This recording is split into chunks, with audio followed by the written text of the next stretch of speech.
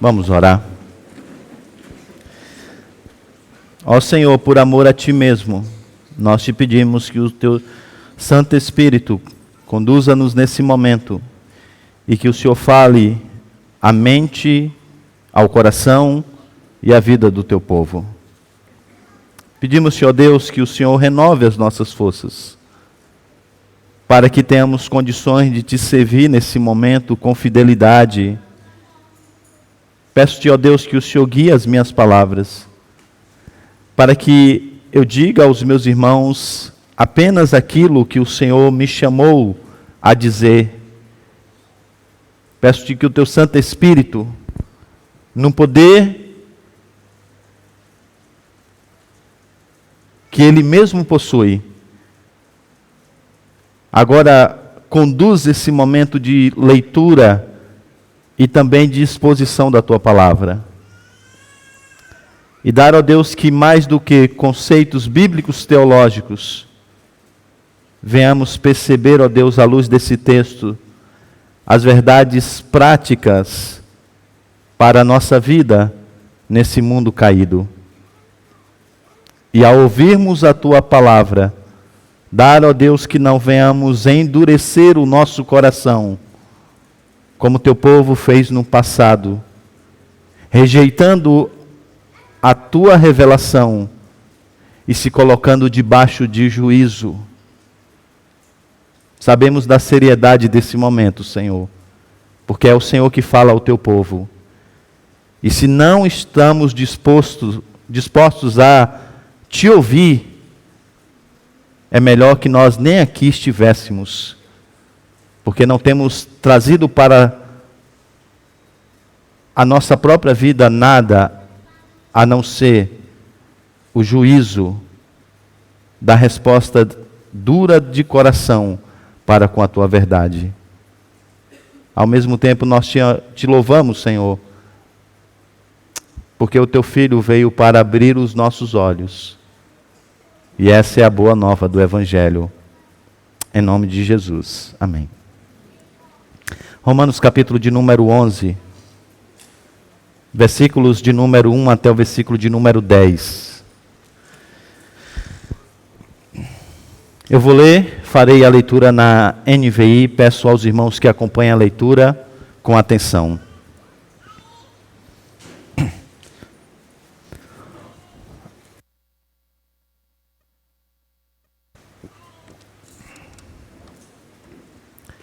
Pergunto, pois, acaso Deus rejeitou o seu povo?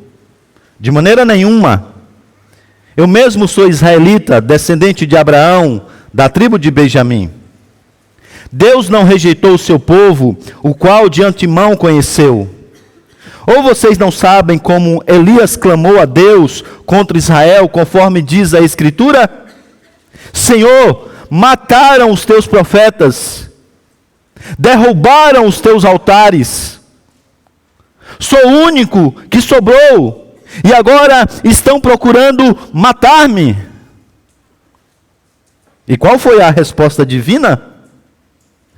Reservei para mim 7.000 homens que não dobraram os joelhos diante de Baal. Assim, hoje também há um remanescente escolhido pela graça. E se é pela graça, já não é mais pelas obras. Se fosse a graça, já não seria graça. O que dizer então? Israel não conseguiu aquilo que tanto buscava, mas os eleitos o obtiveram. Os demais foram endurecidos. Como está escrito, Deus lhes deu um espírito de atordoamento, olhos para não ver e ouvidos para não ouvir, até o dia de hoje.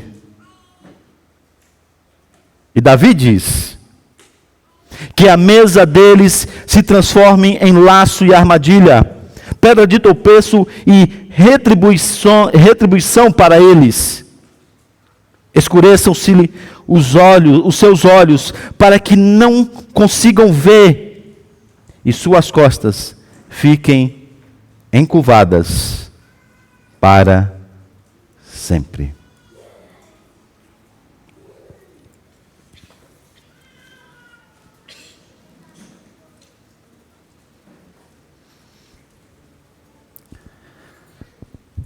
por vários domingos, enquanto pregava, o pastor observava que um jovem ouvia o seu sermão com muita atenção e se aproximava do púlpito, seguindo banco a banco a cada semana.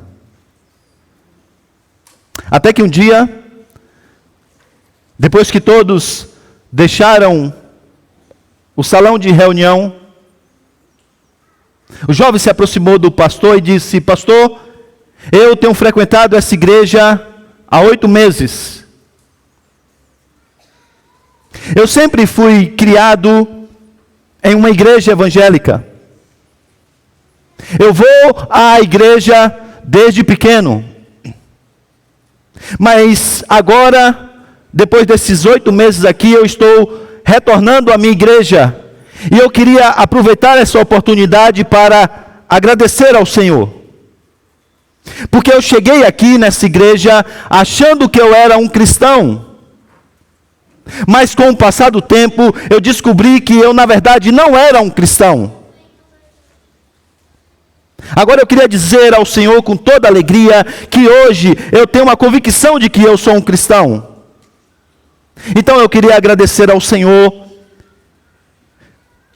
porque eu nunca tinha ouvido o Evangelho como ouvi durante esses 8 meses. Desde pequeno eu sou da igreja, mas eu nunca tinha ouvido o Evangelho ao longo de toda a minha vida. O pastor, quando normalmente recebia uma informação como essa, ele logo pensava, se não falasse, pelo menos ele pensava alto, algo como: que igreja morta você frequentava por todo esse tempo? No entanto, essa pergunta agora, ela não cabia nesse diálogo. E a razão é muito simples. O pastor não apenas conhecia aquela igreja, da qual o jovem tinha vindo para passar esse tempo de estudo, como o pastor também conhecia o seu pastor. E sabia que tanto a igreja amava o Evangelho, como o seu pastor era um fiel pregador do Evangelho. Então, o que deixou esse pastor perplexo foi exatamente essa realidade. Como ele nunca ouviu o Evangelho? Como ele é capaz de dizer isso? É possível que desde a infância ele tenha se assentado nos bancos da igreja e domingo após domingo o pastor lançou o Evangelho na sua mente. Mas a única coisa que ele capturou foi a culpa e o juízo apresentados no Evangelho. Como isso é possível? Como tal coisa pode acontecer? O livro de Romanos tem apresentado essa trágica e ao mesmo tempo paradoxal condição de Israel, muito parecida com a desse jovem. Isto é, exclusivamente uma nação privilegiada por Deus em termos de acesso à verdade, mas ainda assim entrincheirada totalmente na incredulidade.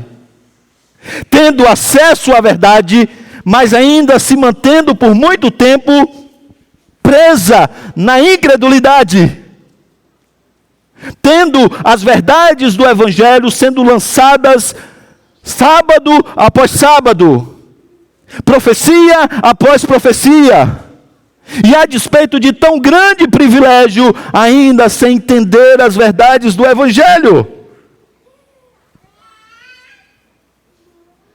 De fato, talvez o Evangelho, ou certamente o Evangelho, tem essa característica de como luz, tanto iluminar como cegar. Como alguém já disse, o mesmo sol que derrete a cera endurece a argila. E parece que quanto mais luz Israel tinha, mais endurecido era o seu coração. E por essa razão ele então rejeita a Deus.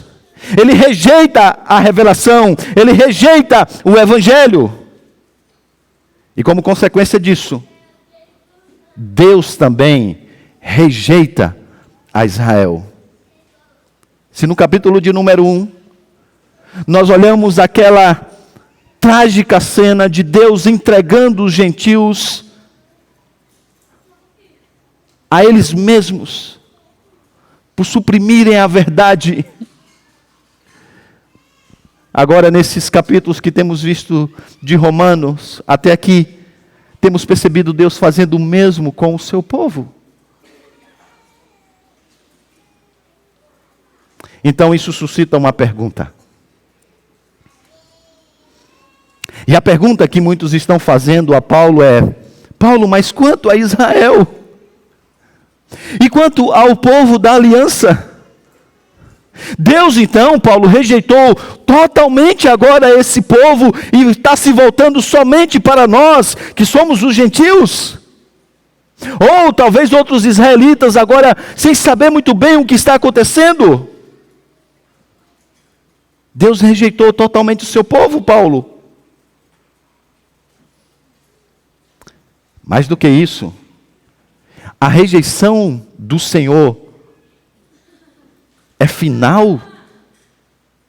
Ou haverá um momento em que Deus novamente vai abrir os olhos de Israel, como fez com esse jovem, para que ele possa olhar aquilo que está diante dele mesmo, a beleza do Salvador, para que assim ele se volte para ele em arrependimento e fé. Deus rejeitou a Israel, mas essa rejeição é total? Essa é a primeira pergunta. Essa rejeição é final? Essa é a segunda pergunta. Capítulo de número 11 trata dessas questões. Versículo de número 1 a 10 que nós ora lemos, responde à primeira pergunta. A rejeição de Israel é total? E a resposta de Paulo é aquilo que nós trazemos como tema nessa manhã. A rejeição de Israel não é total. E o apóstolo Paulo começa então dizendo que em Israel havia o remanescente fiel de coração transformado. Vemos isso nos versos de número 1 até o verso de número 6. O apóstolo Paulo começa com uma pergunta em tons retóricos. Acaso Deus rejeitou o seu povo? As traduções então costumam traduzir essa resposta usando corretamente esse fervor emocional apresentado aqui na língua grega. Normalmente as traduções são de modo nenhum, ou certamente não, 1000 vezes não, absolutamente não. E agora o apóstolo Paulo vai provar essa forte negação, primeiro, oferecendo-se como uma prova viva, uma evidência viva desse fato. E agora, como se chamando a atenção para si, ele dissesse: olhem para mim, olhe para quem escreve a vocês, a quem prega a vocês. A despeito de eu ser conhecido e ter sido chamado pelo Senhor para ser o apóstolo dos gentios, sou eu mesmo um israelita. Na verdade, hebreus dos hebreus, filho de Abraão, da importante tribo de Benjamim, e como ele disse em outro lugar, fariseu, isto é, do grupo menor e fiel, considerado como israelita de fato. Paulo fazia parte. No entanto, o Senhor me chamou para que pudesse conhecer a Cristo. Os meus olhos foram abertos. Eu, meus irmãos, diz o apóstolo Paulo, sou prova viva deste fato. A segunda prova que ele então agora coloca sobre a mesa é uma prova teológica. O versículo de número 2, que eu não vou me ater na exposição, porque isso já fora dito no passado, Paulo diz que Deus não rejeitou o seu povo, a qual ele de antemão conheceu. Uma descrição desse amor leal do Senhor. Isso não significa que toda a nação de Israel e todos os israelitas foram, salvificamente falando, conhecidos por Deus. Não, mas que Deus teve o seu povo entre essa nação de Israel, como sempre teve na história. Aquilo que o apóstolo Paulo chamará mais à frente de remanescente fiel. E a fim de agora ilustrar essa ideia, ele traz então, apresenta uma outra prova. Agora é a prova bíblica. E essa prova bíblica, ela remete a um dos períodos mais terríveis da história de Israel. Vocês sabem que Elias foi um grande servo do Senhor. E que viveu em um tempo de grande apostasia. Israel tinha assumido a adoração a Baal. O povo tinha abraçado essa adoração conduzida pelo rei Acabe e sobretudo a sua esposa Jezabel. O tempo é de profunda apostasia. No entanto, Deus levanta Elias, um homem fiel, um pregador fiel da lei do Senhor. E ele prega as verdades da história da redenção. Se volta contra os profetas de Baal, os humilha, os destrói. E agora Acabe e sobretudo a sua esposa Jezabel, tomados por um grande ódio, buscam tirar a vida de Elias. Ele é tomado pelo medo. Ele vai parar então num deserto. E agora o apóstolo Paulo, no versículo de número 3, citando 1 Reis, capítulo 19, versículo 10 e 14, ele registra então agora o lamento de Elias. Veja no verso de número 3, Senhor, mataram os teus profetas e derrubaram os teus altares. Sou o único que sobrou e agora estão procurando matar-me. O apóstolo Paulo, então, agora citando 1 Reis 19, 18, lembra a resposta do Senhor, a qual é uma garantia de que Elias de fato não está sozinho. Veja o versículo de número 4. O apóstolo Paulo se pergunta retoricamente, e qual foi a resposta divina? Reservei para mim 7.000 homens que não dobraram os joelhos diante de Baal. Agora Deus então corrige a impressão errônea de Elias com essa notícia de que de fato ele tinha reservado para si um grupo de israelitas, o qual ele graciosamente chamou, preservou e manteve fiel, mesmo diante da apostasia. E agora se voltando para Elias, ele diz, não Elias, você está enganado. Eu tenho um remanescente fiel. Eu tenho mais de 7.000 homens que estão aí diante de mim e que não se dobraram a Baal. E agora ele está dizendo algo que é presente em toda a história da redenção. No meio da maioria ímpia, o Senhor sempre tem uma minoria escolhida, a quem ele não apenas preserva, como ele leva à frente. E agora, depois de ilustrar isso, o apóstolo Paulo conclui. Leve os seus olhos até o versículo de número 5. Assim hoje também há um remanescente escolhido pela graça. Há um remanescente escolhido pela graça. Então a rejeição de Israel foi total? Paulo diz, não. Há um remanescente fiel, do qual eu sou uma prova viva. Talvez vocês não possam ver, mas em toda a bacia do Mediterrâneo, há um grupo grande de pessoas que aceitaram a Jesus, israelitas que se voltaram para Ele em fé e arrependimento, que como eu, abandonaram a justiça própria e se agarraram na justiça divina. Essa é a primeira parte do texto. E a pergunta é, o que muda em minha vida? Permita-me então agora sugerir algumas aplicações. A primeira delas é que grande parte da convicção das pessoas sobre muitas ideias que modam o pensamento e a vida do mundo ocidental moderno é resultado de pouco mais do que a popularidade de ideias. Talvez com a facilidade das informações, nunca a ideia de seguir a massa foi tão presente no nosso tempo.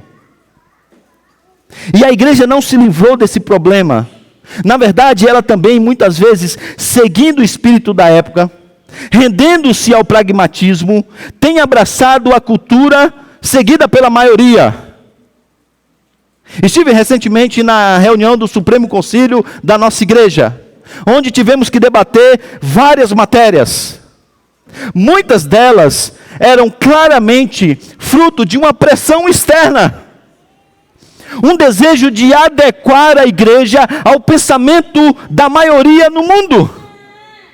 Para os irmãos terem uma ideia, mesmo em uma igreja mais tradicional, mais conservadora, eu por várias vezes ouvi em plenário a seguinte frase: senhor presidente, o mundo está indo nessa direção e a igreja está ficando para trás.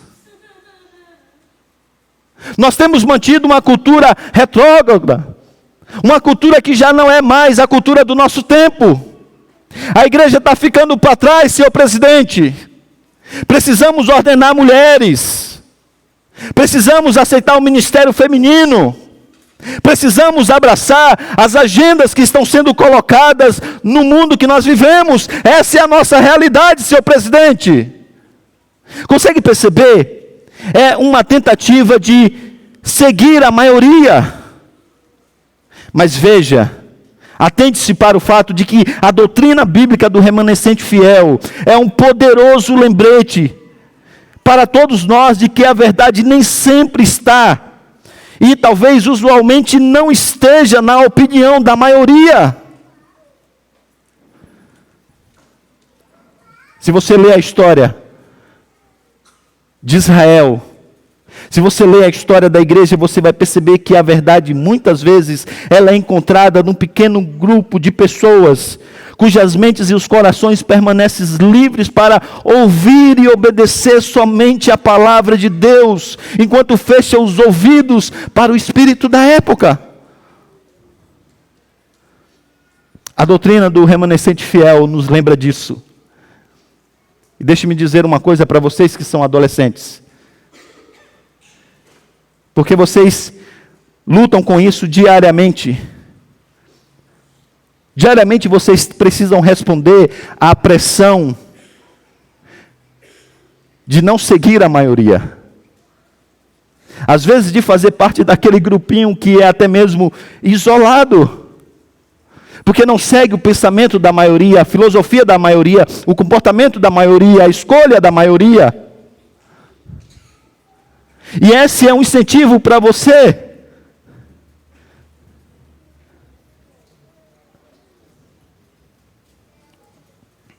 Você não precisa fazer o que todo mundo faz. Afinal, como diz a sua mãe, né? Você não é todo mundo.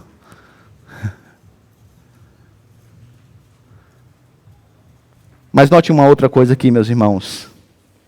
Porque a semelhança de Elias, nós também podemos nos convencer de que a realidade à nossa volta é mais escura do que de fato ela é. E eu sei que quando nós olhamos para o todo, é difícil ver a beleza de Cristo na igreja. Eu sei disso.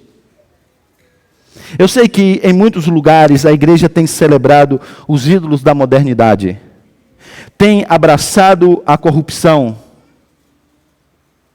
tem formado líderes imorais. Em muitos lugares ela tem desprezado o Evangelho de Cristo, tem abraçado essa agenda apresentada pela ONU 2030. E aí quando nós olhamos para essa situação, a tentação de nós termos essa síndrome de Elias é muito grande. De olharmos para o lado e dizer: Senhor, basta, eu vou jogar a toalha. Chega de lutar sozinho, dar murro e ponto de faca sozinho. Mas a doutrina bíblica do remanescente fiel é um poderoso lembrete para nós, que mesmo em um cenário escuro de apostasia, Deus nunca deixou que uma luz não permanecesse acesa no meio da escuridão.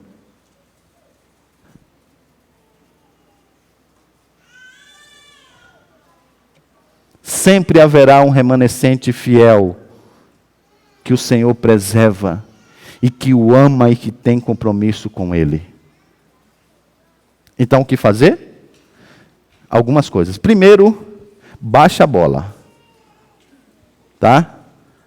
Quando nós participamos de uma igreja como essa, e diante de tudo que está acontecendo na igreja brasileira, a tentação de acharmos que nós somos a última Coca-Cola do deserto é muito grande. Então a primeira coisa é menos. Menos. Temos buscado ser fiéis ao Senhor? Sim. Buscamos ser uma igreja bíblica? Sim. Estamos pregando o Evangelho? Sim. Nos esforçamos para isso? Sim. Estamos lutando para ter uma liderança bíblica? Sim. Tratamos da igreja e da santidade da igreja até mesmo através das disciplinas eclesiásticas? Sim. Tem poucas igrejas que estão sendo fiéis ao Evangelho e conduzindo para a glória de Cristo? Sim, mas não pense que a Igreja Aliança em Limeira é a única. Então a primeira coisa que a gente tem que ter é um senso maior de realidade. Eu fico imaginando talvez Elias lá num deserto, né? Quem que bate de frente com esses profetas de Baal? Eu, Senhor, só eu! E o Senhor sabe de nada, inocente. Depende de você, não. Você pode não estar percebendo, mas eu tenho um remanescente fiel a quem eu tenho sustentado. E sabe o que isso quer dizer, então, irmãos? Que nós podemos evitar o desespero. Porque às vezes a sensação que eu tenho, sobretudo vivendo nos concílios superiores da igreja, é que hora ou outra nós vamos ser engolidos. E que talvez a gente vai ter que lidar com algumas questões de desobediência não civil, mas talvez da própria denominação, e a gente diz assim, parece que está tudo perdido. E Paulo está lembrando que nós não precisamos que nós podemos evitar o desespero, porque o Senhor tem os seus remanescentes fiéis. E o que a gente deve fazer? A gente precisa, como Elias, identificar esses fiéis, nos unirmos a Ele, alimentarmos a nossa fé, ao invés de somente lamentar. É o que eu, como pastor, por exemplo, estou fazendo.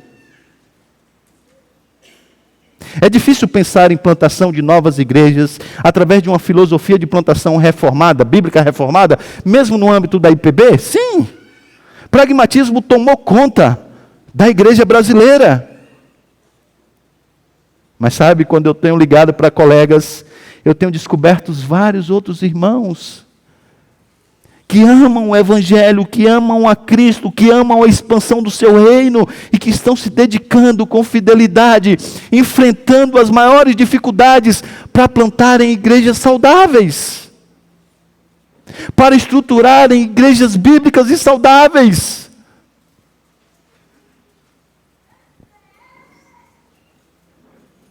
E o que eu tenho feito? Eu tenho localizado esses irmãos, tenho me juntado a eles. Não posso dizer que tenham pensado em projetos, isso é uma coisa para o futuro, viu? 3RPI, Rede de Revitalização, Rede Reformada de Revitalização e Plantação de Igrejas.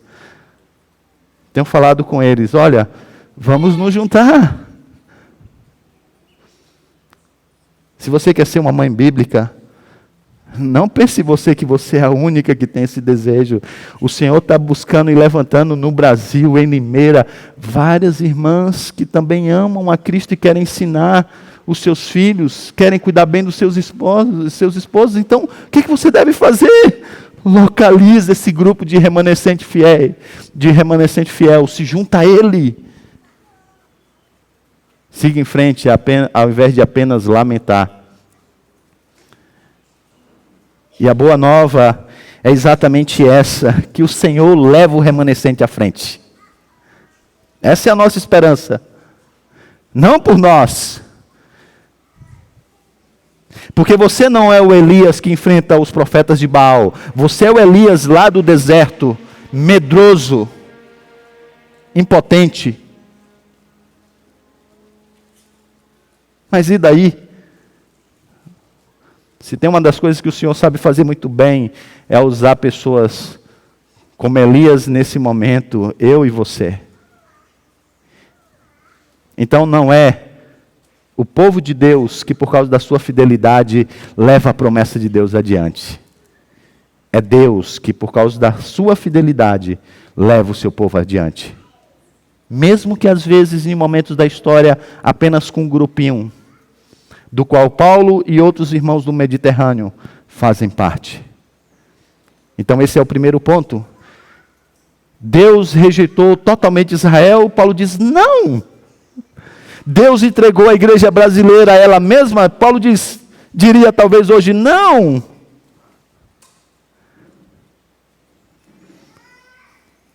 No entanto, agora uma segunda pergunta. Bem, Paulo, se nesse tempo presente há um remanescente selecionado pelo Senhor, então o que deve ser dito dos demais? Se esse remanescente fiel, ele é inclusive uma minoria entre todo Israel, o que se deu com a maioria? Quanto à maior parte de Israel, o que dizer, Paulo? E essa é a segunda parte da nossa mensagem. Em Israel havia também os rebeldes infiéis de coração endurecido. A resposta à pergunta, quanto aos demais, é chocante. Porque Paulo diz, os demais foram endurecidos. De passagem, você precisa notar que a dureza de coração não é um evento, mas sim um movimento progressivo do coração que é resultado de um comportamento desobediente ao longo do tempo. E agora Paulo está dizendo que é exatamente nesse estágio último que Israel chegou. A pergunta talvez que possamos fazer é, e o que startou esse movimento de engano? E aí quando nós olhamos para a história, nós vemos que Deus, Ele curou um problema grave que Abraão, o pai da fé, tinha. Isto é, o problema do politeísmo, trazendo-o para si e agora colocando como o único Deus, a quem ele deveria adorar, e fez uma aliança com Abraão. No entanto, com o passar do tempo, Israel mudou para um outro problema também envolvendo a idolatria. Isto é, eles começaram a perseguir Deus, o único Deus, mas se relacionando com Ele como se Ele fosse um ídolo, com que eles pudessem barganhar. Então, quando eles se voltaram para a lei e a obediência, eles não se voltaram para cima, mas sim para dentro. Eles caminharam em direção à autojustiça e não à justiça de Deus. E assim o apóstolo Paulo diz aqui em Romanos, em outros lugares, que eles se tornaram inimigos do Evangelho. E você deve olhar assim e dizer, que coisa, hein, terrível. Deixe-me dizer que você não é nem um pouco diferente de Israel. Nós ligamos a TV e nós vemos pessoas que estão se voltando contra Cristo, os valores do seu reino e a sua igreja. E nós logo declaramos inimigos do Evangelho. Às vezes fazemos até orações imprecatórias. Agora eu queria que você notasse e olhasse para si mesmo, e que você percebesse o seguinte, que todas as vezes que você busca salvação pelas suas próprias obras, ou santificação pelo próprio esforço, você de igual modo está sendo inimigo do Evangelho, porque você está indo de encontro, e não ao encontro do que o Evangelho propõe.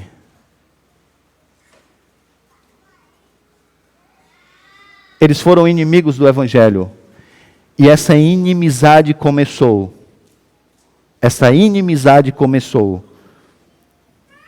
Quando eles começaram a caminhar em direção a eles mesmos e não em direção a Cristo. E todas as vezes que você não caminha em direção a Cristo, a sua vontade e os valores do seu reino, por mais que você não queime Bíblia, destrua a igreja, xingue o cristianismo na TV, de igual modo, você está sendo inimigo do Evangelho. Agora, voltando ao texto, por trás dessa afirmação na voz passiva, foram endurecidos, está essa ação ativa e punitiva de Deus em endurecer Israel por causa da rebelião contra ele. O verso de número 8 é uma lembrança então de Paulo de que, na verdade, essa ação de Deus de punir Israel por se recusar a acreditar na sua palavra e assim potencializar a sua própria cegueira não é inédita. Isso não é uma coisa do tempo de Paulo, isso não é uma coisa do nosso tempo. Paulo diz, não, na verdade sempre foi assim na história. E agora, citando Moisés e Isaías, Paulo lembra que Deus deu ao seu povo no passado um espírito de atordoamento. Deus deu a eles olhos para não ver e deu a eles também ouvidos para não ouvir, até o dia de hoje. E agora está o apóstolo Paulo dizendo que Deus se revelou a Israel. Israel não quis ver a revelação de Deus na pessoa do seu filho, mesmo diante de tanto brilho. Israel não quis ouvir os profetas e não deu a mínima para a palavra dos apóstolos, mesmo diante de tanta convicção e de tanta base bíblica.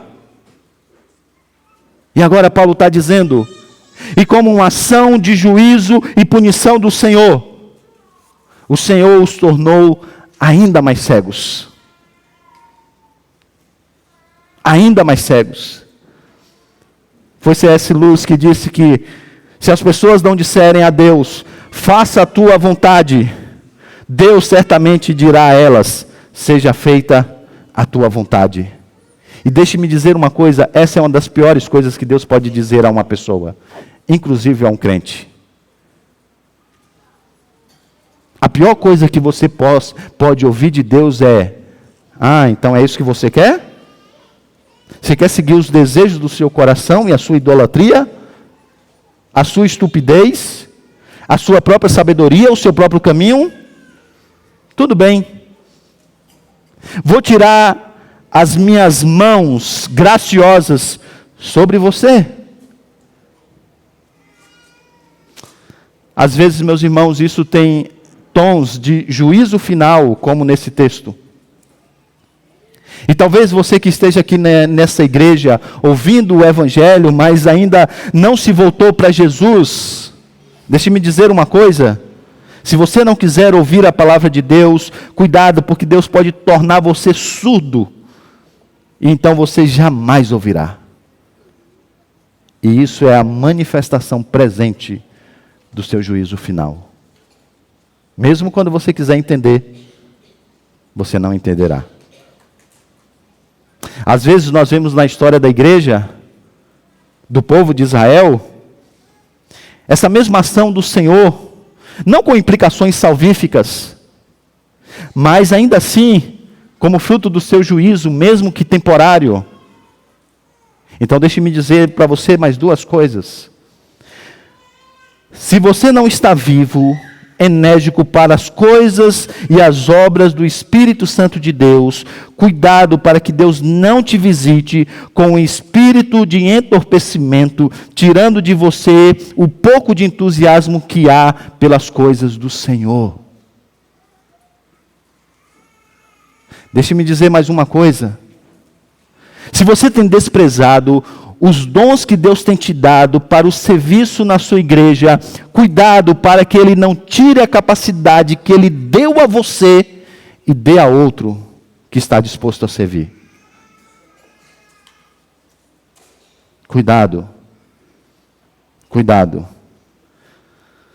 Voltando ao texto, nos versos 9 e 10, o apóstolo Paulo agora cita uma oração imprecatória de Davi.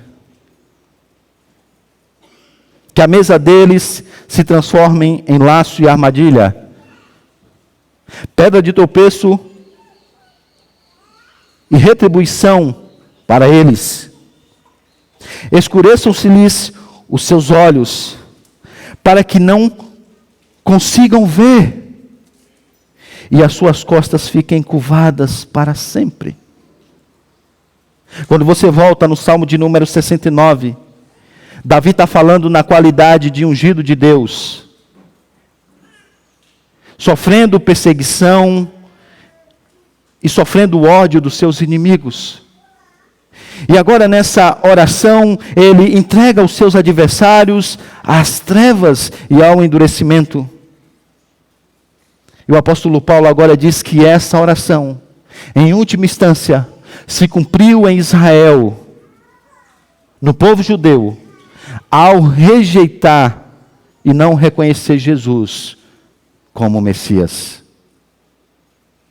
Os adversários de Cristo, o Messias, o ungido de Deus tão esperado, foram então, diz o apóstolo Paulo, imersos na escuridão, endurecidos como parte do julgamento de Deus, e por isso tornaram-se cegos, inaptos de ver o terrível erro,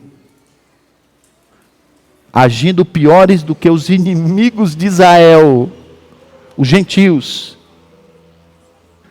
chegando até as últimas consequências contra o ungido do Senhor, o verdadeiro ungido do Senhor, matando-o.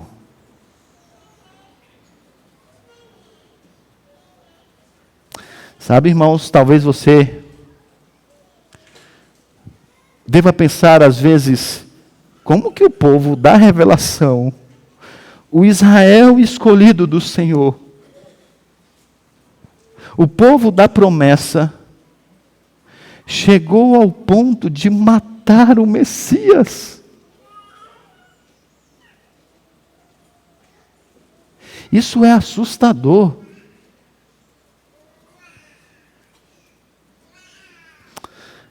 Eu acho que em Romanos 11 ele tem uma dica aqui que serve inclusive para nós. Note que os atos físicos do pecado, eles não são realmente onde a ação de fato ocorre. E com isso eu não quero dizer que o comportamento em si não é pecaminoso. Não é isso que eu quero dizer. O que eu quero que você note à luz desse texto é que a verdadeira guerra moral entre o pecado e a obediência é travada no campo do coração. O endurecimento é no coração primeiro. E quando essa batalha no coração ela é perdida, a batalha da resistência física ao pecado também está perdida. E quando essa batalha do coração então é perdida e o seu coração endurece, o sistema de contenção interna que mantém uma pessoa pura e que segura para que ela não faça com o seu próprio corpo os piores pecados. Essa contenção também é perdida quando o seu coração então endurece para a verdade do Senhor. Você acabou de se colocar num posto de ser capaz de fazer as piores coisas com as suas próprias mãos.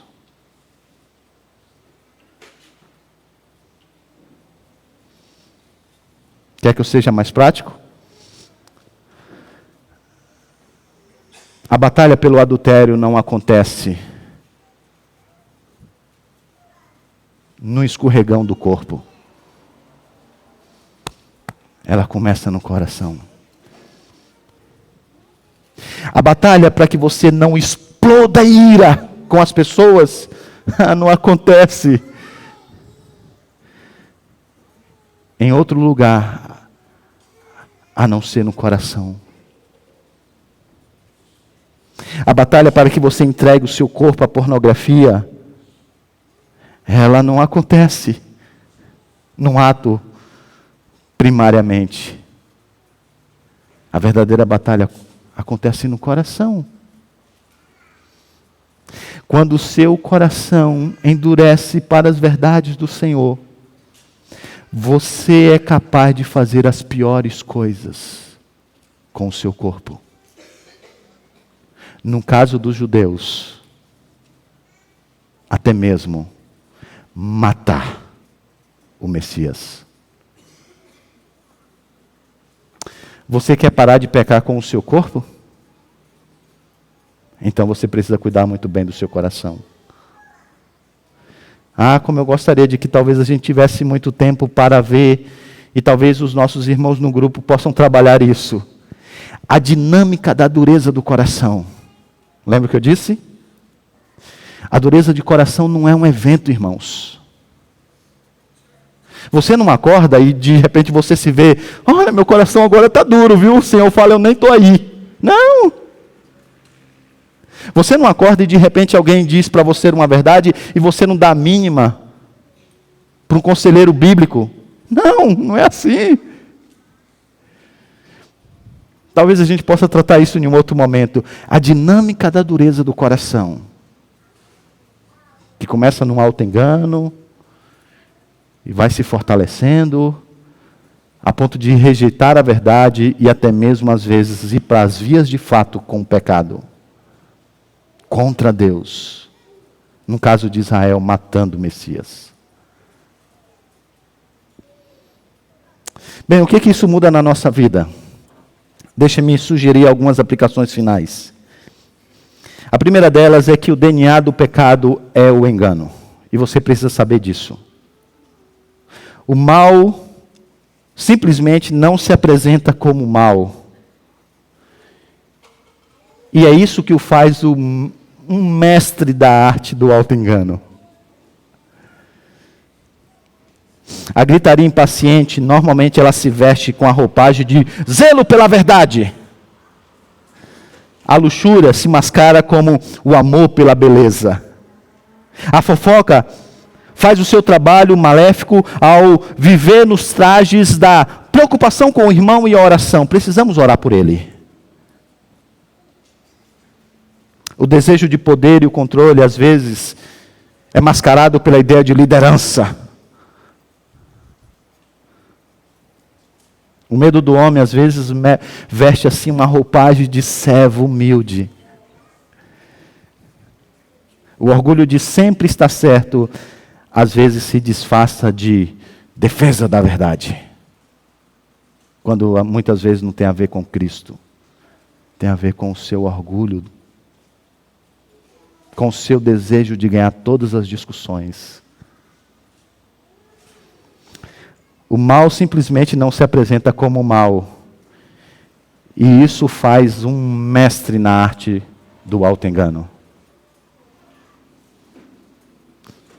Isso aconteceu muito com Israel.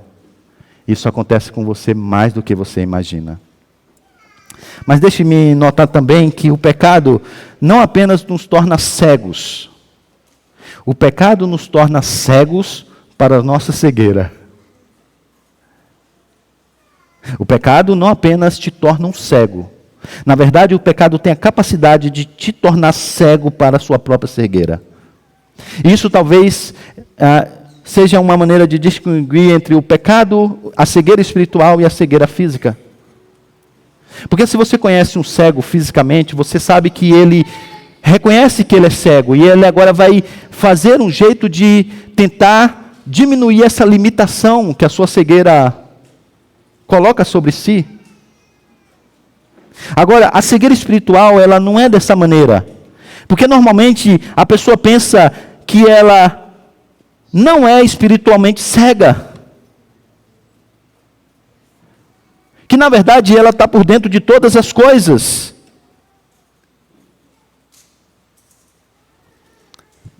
Você sabe que o pecado é enganoso, né? E você acha que ele engana quem primeiro? Você.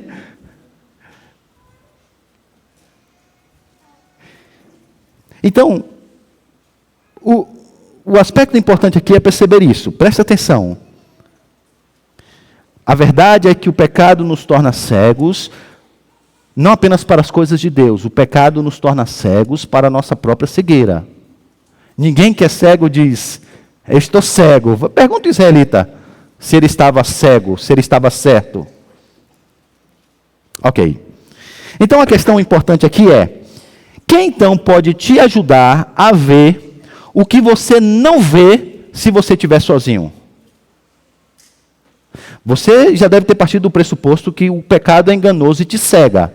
Ok. Agora, se você vive a sua vida na solidão da sua vida, quem então vai te alertar que você está cego? Então, meus irmãos, essa é a razão pela qual o Senhor deu uma bênção para aqueles que são da família da fé. Algo chamado igreja, comunidade. E ainda deu a alguns irmãos a capacidade de ajudar a discernir as coisas, para ver o que você não está vendo, e assim te confrontar, para que você veja o que você não está vendo.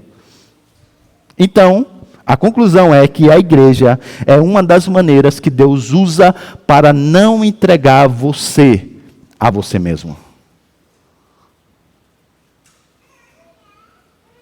Porque se Ele te deixasse na imensa solidão, por causa do engano do seu coração, você seguiria tantos caminhos. Então não despreze a comunhão dos irmãos. Mais que isso, deixe-me dizer uma coisa importante. Quando alguém vem te confrontar biblicamente, não só receba essa confrontação com alegria, mas exulte a Deus. Diga, Deus seja louvado, Senhor. Porque você já deve ter percebido em Romanos de 9 a 11 que ver é graça. Ver é graça. Se Deus está abrindo os seus olhos para que você veja a você mesmo e assim te conduza a Cristo, então é porque a graça te visitou. E você deve louvar a Deus por isso. Não se voltar contra os irmãos que Deus está usando para te mostrar a sua graça. Porque Ele tinha todas as razões de te deixar na escuridão, cego para as coisas dEle e cego para a sua cegueira. Ele endureceu o coração de alguns israelitas para sempre. Mas Paulo está dizendo que outros, o Senhor visitou com a sua graça. Então se alguém te confronta com o Evangelho, louve a Deus, porque Deus está te visitando com a sua graça. Ele quer que você veja você mesmo, para que você então se volte para Cristo, amando, servindo. Mas você ainda pode raciocinar da seguinte maneira: se o pecado cega, pastor, então enquanto nós vivermos nesse mundo pecaminoso, haverá sempre bolsões de cegueira espiritual em nós. E talvez alguém possa até temer, talvez tenhamos condições de seguir o mesmo caminho de Israel. Talvez haja alguma esperança para nós, e a boa nova do Evangelho é que sim. Porque o Senhor, apresentado no Evangelho, o Messias, Ele é a luz do mundo que abre os olhos ao cego. Sabe qual é a sua principal missão? Através da obra do seu Santo Espírito, fazer você vê-lo, fazer você enxergá-lo. E sabe como Ele tem feito isso? Domingo após domingo, o Evangelho tem sido pregado para que você veja a Cristo. E se você é um escolhido dele, por meio da pregação do Evangelho, dos ministérios da igreja, usando os mais variados irmãos, o Senhor vai continuar dando graça para que você veja a beleza de Cristo. E essa, meus irmãos, é a boa nova do Evangelho. Se você crê em Cristo, Deus abrirá os seus olhos para ver a sua beleza. E não entregará você para você mesmo, para todo sempre. Essa seria a pior coisa que ele poderia fazer nessa vida. E a coisa mais terrível ainda que ele poderia fazer na vida vindoura. Se você está vendo, louve a Cristo. Isso é graça. Vamos orar? Ó Deus bendito, nós te agradecemos por tão bela e confortadora mensagem. Nós temos visto a tua graça nos visitando, Senhor. Ao Senhor nos confrontar domingo após domingo com a nossa pecaminosidade, em uma tentativa amorosa de nos levar a ver a beleza de Cristo. Há muitos aqui, Senhor, que têm aproveitado essa visitação graciosa do Senhor domingo após domingo e têm amado a Cristo e se voltado para o Senhor. Mas eu sei, Senhor, que há tantos outros irmãos que estão se voltando contra o Senhor com dureza de coração.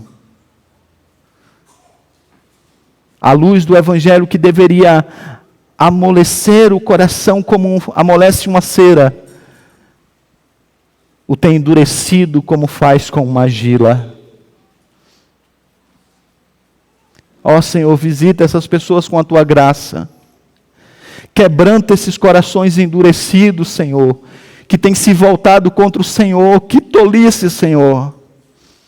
Nós amamos esses nossos irmãos e não queremos ver o teu juízo, mesmo que temporário, sobre eles.